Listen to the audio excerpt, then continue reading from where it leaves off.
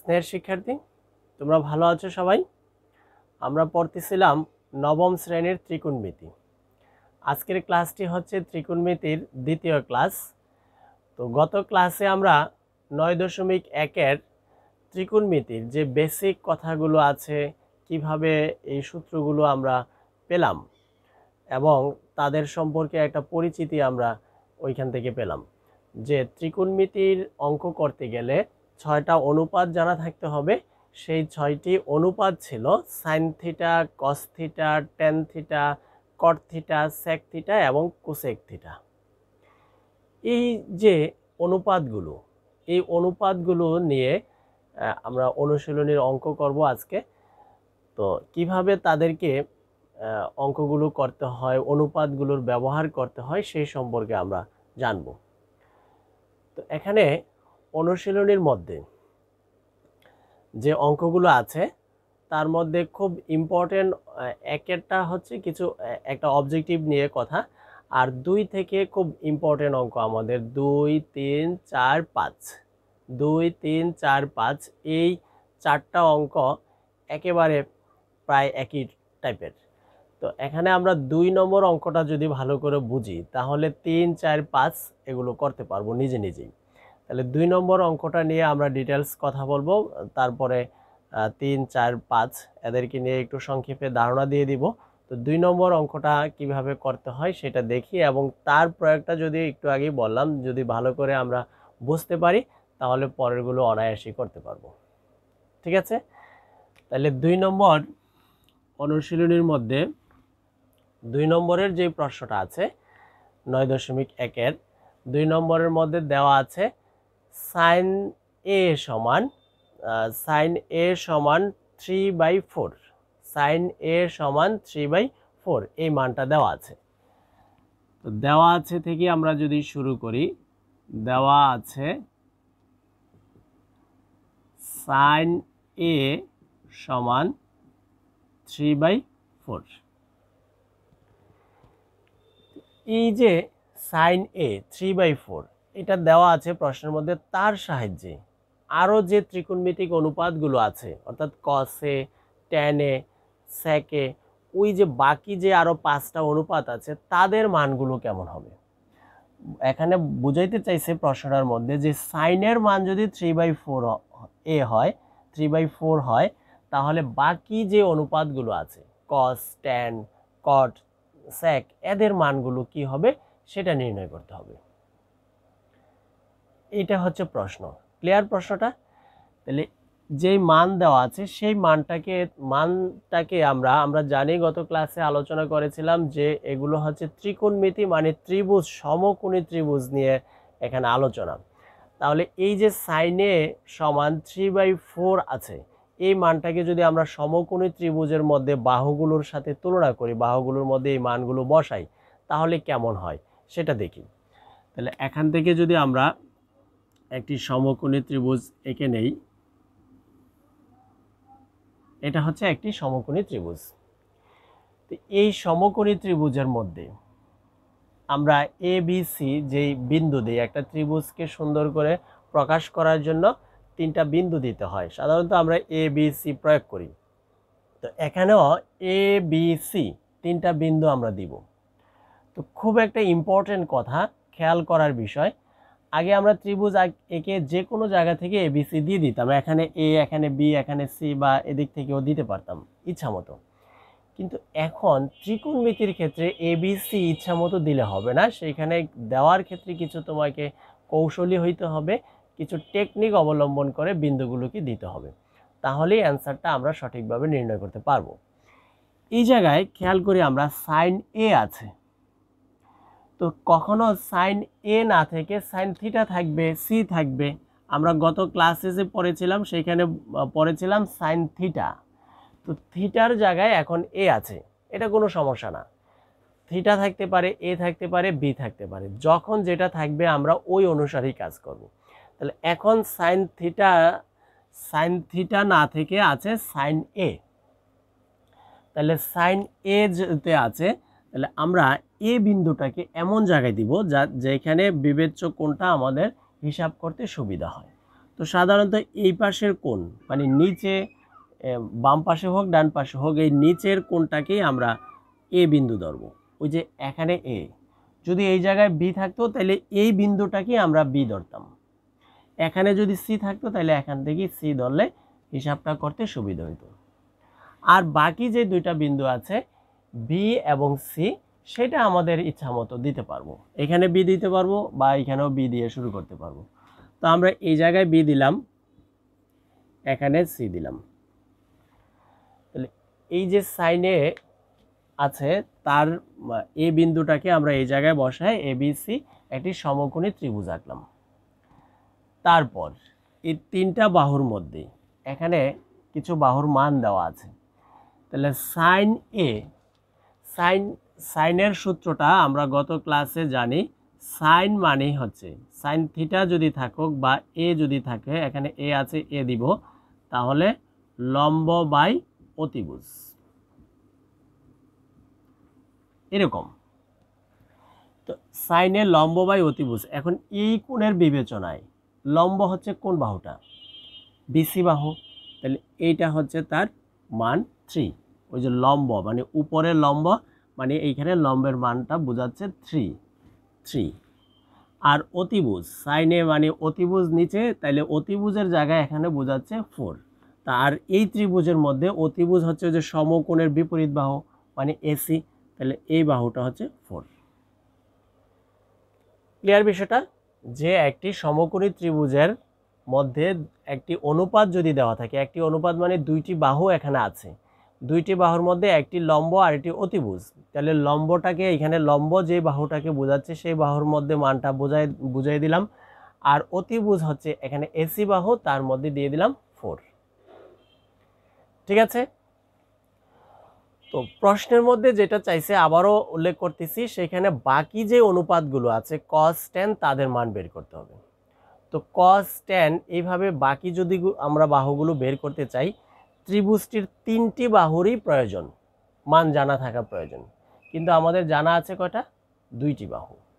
তাহলে অপর যে বাহু তার মান জানা থাকা প্রয়োজন, সেটা আমাদের লাগবে। তো এটা বের করার জন্য আমরা পিথাগোরাসের যে উপপাদ্য তার সাহায্য নিব। তো এখানে এই সমকোণী ত্রিভুজ, সমকোণী ত্রিভুজ এ বি সি এর মধ্যে কি কি আমাদের জানা আছে? লম্ব, লম্ব হচ্ছে কি বিসি, বিসির মান হচ্ছে 3। তারপরে অতিভুজ, অতিভুজ হচ্ছে এসি, তার মান জানা আছে 4। ভূমি, ভূমি এবি, এবি এর মান আমাদের জানা নেই, আমরা বের করব। তো তিনটি বাহু লম্ব ভূমি অতিভুজ দিয়ে পিথাগোরাসের উপপাদ্যটা আমরা এখানে প্রয়োগ করতে পারি। তাহলে লিখব নিচে পিথাগোরাসের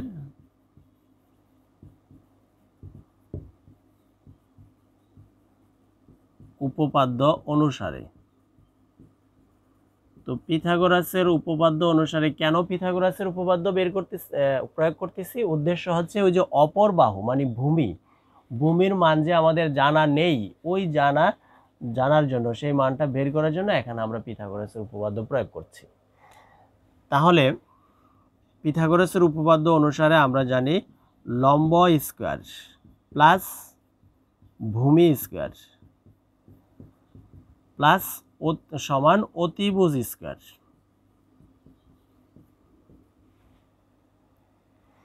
এই জায়গায় লম্ব মানে হচ্ছে কি? লম্ব বা আমরা এখানে লিখি বা লম্ব মানে বিসি, বিসি স্কয়ার। ভূমি মানে এবি, যে ভূমির জায়গায় এবি লিখলাম। আর অতিভুজ হচ্ছে এসি, এসি স্কয়ার। তাহলে তার মান হচ্ছে 3 স্কয়ার প্লাস এবি এর মান আমরা বের করব এবি স্কয়ার, আর এটা হচ্ছে 4 স্কয়ার। এখানে 9 হয়, এবি স্কয়ার হয় 16 হয়, বা এবি স্কয়ার সমান 16 - 9 থাকে 7, আমরা যদি বর্গমূল করি, উভয় দিকে যদি বর্গমূল করে দেই, তাহলে এবি এর মান আসে √7। এই যে ভূমির মানও এখন আমরা পেয়ে গেলাম √7। এখন বাকি যে কোনো অনুপাত, 5টি অনুপাতের মধ্যে যে কোনোটাই আমরা বের করতে পারবো। তো এখানে 5টি অনুপাতের মানই বের করতে বলছে। তাহলে এখন আমরা লিখব, সুতরাং সাইনে তো আগে থেকেই জানা আছে cos a। cos a সমান আমরা জানি কি, ভূমি বাই অতিভুজ।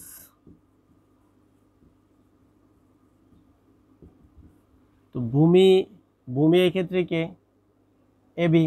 তো এবি এর মান তো এখানে আনলাম, তাহলে এটা হচ্ছে √7। আর অতিভুজ কত, 4। এটা হচ্ছে cos এর মান √7/4। তারপর আবার tan a হচ্ছে লম্ব বাই ভূমি। তো লম্ব তো আমরা আগে থেকেই জানি 3, আর ভূমি একটু আগে বের করলাম √7। তারপর cot a হচ্ছে ভূমি বাই লম্ব। গত ক্লাসে আমরা এই নিয়মগুলো, অনুপাতগুলো নিয়ে ডিটেলস কথা বলেছিলাম, কার মান কিভাবে বের করতে হয়। তাহলে cot a হচ্ছে ভূমি বাই লম্ব। তো ভূমি হচ্ছে √7 আর লম্ব হচ্ছে 3। তারপরে sec a হচ্ছে অতিভুজ বাই ভূমি।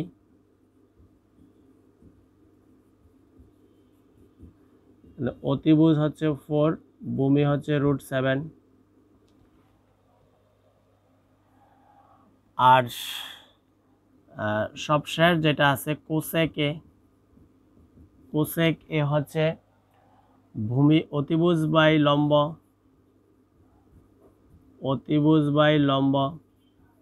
অতিভুজের মান হচ্ছে 4 আর লম্বের মান হচ্ছে 3।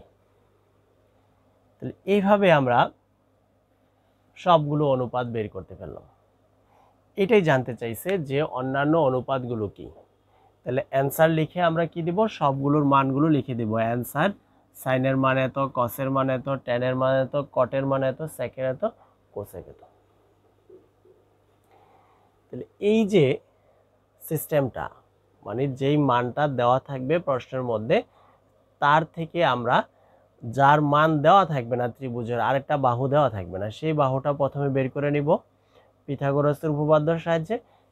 3টা বাহুর মান যখন আমাদের হাতে থাকবে, জানা থাকবে, তখন যে কোনো অনুপাতই আমরা বের করে ফেলতে পারবো। এই অঙ্কটা যদি আমরা ভালোভাবে বুঝে থাকি, ক্লিয়ারলি বুঝে থাকি, তাহলে এখান থেকে 2, 3, 2টা ভালো করে বুঝে গেলে পরেরগুলো যেটা আছে 3, 4, 5, ওগুলো অবশ্যই আমরা নিজে নিজে করতে পারবো। ঠিক আছে? আচ্ছা, তারপরও আমরা আবার 3এরটা নিয়ে একটু কথা বলি, দেখি এর মধ্যে কতটুকু মিল আছে। তাহলে মুছে ফেলি এটা।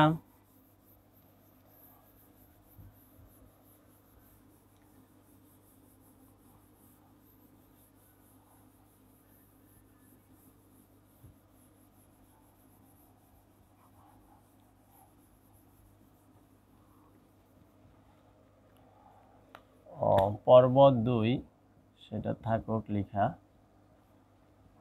3 নম্বর অঙ্ক। এখন কি দেওয়া আছে সেটা আমরা দেখি। 3 নম্বরের মধ্যে দেওয়া আছে 15 cot a সমান 8। 15 cot a সমান 8। 15 cot a সমান 8। আমরা এই জায়গা থেকে আরেকটা লাইন একটু লিখে নিতে পারি। cot a আর 15 যেটা আছে, এই যে বাম দিকের যে মানটা 15, তাকে আমরা একটু ডান দিকে নিয়ে নিব। তাহলে 8/15। একটি অনুপাতের যে cot a একটি অনুপাত, সেটা 8/15 আকারে আছে। তার মানে দুইটি বাহু, একটি বাহু 8 আর একটি বাহু হচ্ছে 15। তো অপর বাহুটা বের করতে হবে। আগের মতোই অবস্থা। তাহলে কি করব, আমরা একটি সমকোণী ত্রিভুজ আঁকবো। এই সমকোণী ত্রিভুজ থেকে এখানে এ দিব বি সি, তাহলে কটে মানে কি একটু আগে বলছিলাম, সেখানে থাকবে ভূমি বাই লম্ব, তাহলে ভূমির মান হচ্ছে 8। এই কোণ বিবেচনা করে ভূমি হচ্ছে এটা 8, আর এই কোণ বিবেচনা করলে লম্ব হচ্ছে এটা। তাহলে এখান থেকে আমরা বুঝতেছি লম্বর মান হচ্ছে কত 15।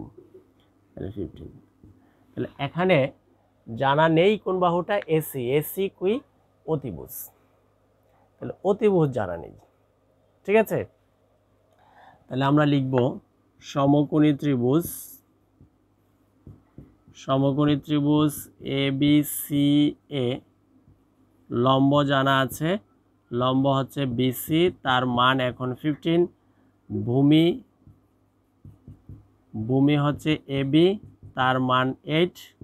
অতিভুজ যেটা তার মান জানা নেই এসি সমান হট। তাহলে পিথাগোরাসের উপপাদ্য